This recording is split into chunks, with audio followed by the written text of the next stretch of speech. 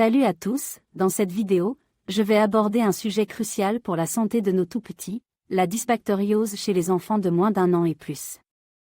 Nous allons parler des symptômes à surveiller, des traitements recommandés, du régime alimentaire spécial à adopter, ainsi que des mesures de prévention à mettre en place.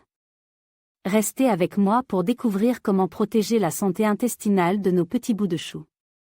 La dysbactériose, également connue sous le nom de dysbiose, est un déséquilibre de la flore intestinale normale, caractérisé par une augmentation des bactéries pathogènes au détriment des bactéries bénéfiques. Ce déséquilibre peut entraîner divers problèmes de santé, en particulier chez les enfants en bas âge dont le système digestif est encore en développement.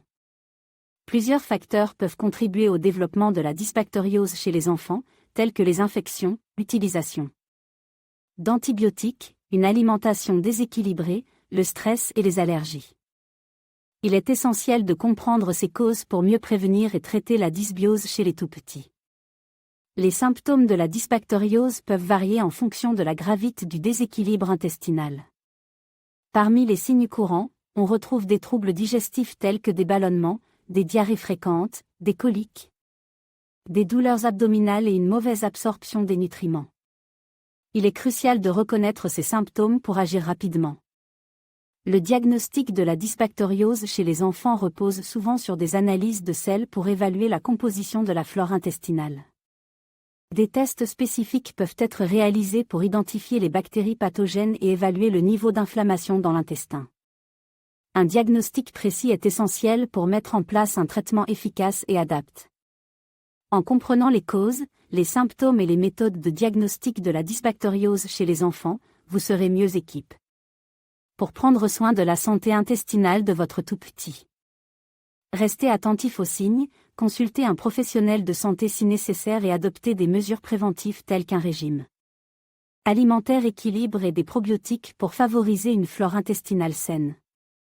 La dysbactériose chez les enfants, qu'ils aient moins d'1 an ou soient plus âgés, peut nécessiter un traitement médicamenteux spécifique.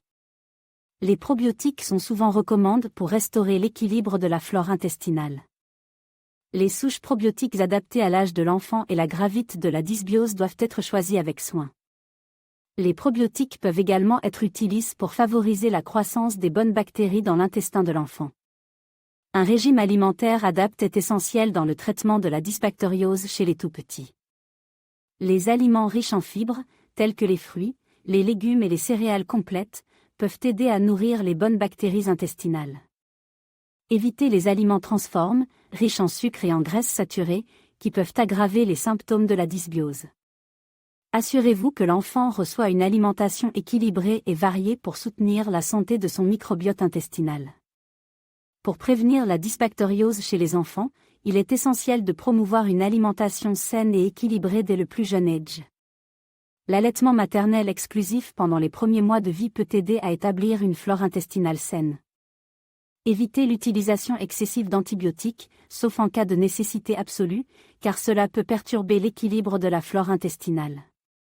Encouragez l'activité physique et limitez l'exposition aux agents pathogènes pour renforcer le système immunitaire de l'enfant. Ce sont là des mesures importantes à prendre pour traiter et prévenir la dysbactériose chez les enfants, en veillant à soutenir la santé de leur microbiote intestinal dès le plus jeune âge.